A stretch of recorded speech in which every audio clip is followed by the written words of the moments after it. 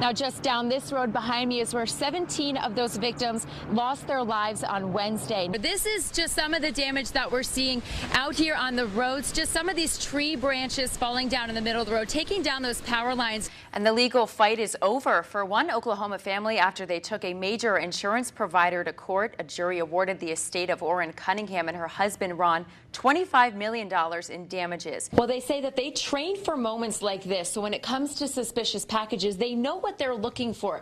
And they say that every time you drop off one of your packages here, it could easily be traced back to you. Well, Oliver, I wanted to step outside to see how people are handling hearing these results. And we've got a group of Republicans out here that have been standing out here with signs. They're chanting. And if we can pan over here, we've also got a group of Democrats. A Nebraska mom is concerned after a device that's supposed to keep her kids safe could potentially be doing the opposite. That's right. Well, this is still as close as we can get to that scene. But if you look behind me, you can see the lights. You guys, it doesn't smell great out here. And we have seen a number of people drive up to check out some of the dead fish, like this giant grouper that's next to me. Now, red tide causes dozens of dead fish to wash up on shore. Now, the big question, who's paying to clean it up? And a show of support for a family who lost a loved one who was protecting our community. Now, the answer to clean water might be outside the lab. And Colorado now has its first openly transgender state lawmaker. Brianna Titone is one of only 4 transgender legislators in the entire country.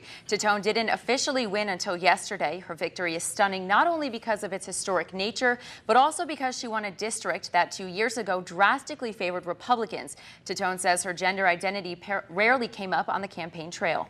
Well, he says that he ordered his food from this Taco Bell drive-thru. He says it wasn't until he got through that second burrito that he noticed something didn't taste quite right. Governor Rick Scott is speaking out about the recount. He says the results show him up around 12,000 votes, and he points out that a recount has never changed anything in Florida or in any other state. Well, right now they have 20 of those tables set up ready to go to start that recount, but we're still waiting to find out when they're actually going to get started. And it's been a year since credit monitoring company Equifax announced a data breach impacted nearly 148 million Americans. Well, the mood out here is preparation, not panic. The idea is to bring people down to areas like downtown Fifth Avenue for the parades, but also bring customers to local shops and restaurants at the same time. And police have not released a motive as to why this man opened fire in a Cincinnati bank this week, shooting 5 people and killing 3. But a look into Omar Perez's past reveals years of unstable behavior.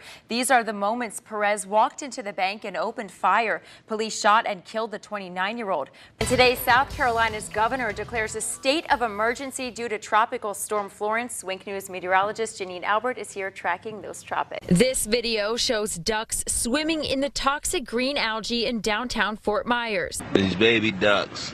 Look at the green tails on that. Their tails now covered in lime green algae. It's bad. It's got to be bad for them. Eventually it'll affect all nature. Fisherman Wayne Rodderberry says he's already seen dozens of fish fall victim to the potentially toxic slime. A lot of dead fish. A lot of dead fish, more than I've ever seen. Now it's endangering other wildlife. Yeah, we're animal lovers, and it's sad. Experts at the Clinic for the Rehabilitation of Wildlife say animals like ducks that are swimming in the green algae can die if they take in too many toxins. The fish are getting contaminated. It's going to go all the way around. They're trying to do something about it. Maybe they can do it. Hopefully they can. And Rodderberry says he's worried time to save them is running out. But I know it's going to take time. But time is of the essence here. The big question is, does excess nutrients from fertilizer or sewage or runoff from lawns, does it enhance it? Vice President of Research and Senior Scientist Richard Pierce says he's feverishly working with his team at Moat Aquarium to find out what fuels the red tide. It can thrive on very little nutrient, but it can thrive on all different types of nutrients. So it's quite well adapted to the Florida Gulf Coast. In the lab, Pierce says they're growing their own red tide blooms in fish tanks and studying how long those toxins stay in our water. Understanding the ecology and the bloom dynamics, that helps us understand when a bloom might start and maybe when it might end and how it interacts. Now, the answer to clean water might be outside the lab. Pierce and his team designed an ozone system that kills the those red tide cells. We use ozone to get rid of the red tide in water that we bring into our marine mammal hospital and our sea turtle hospital.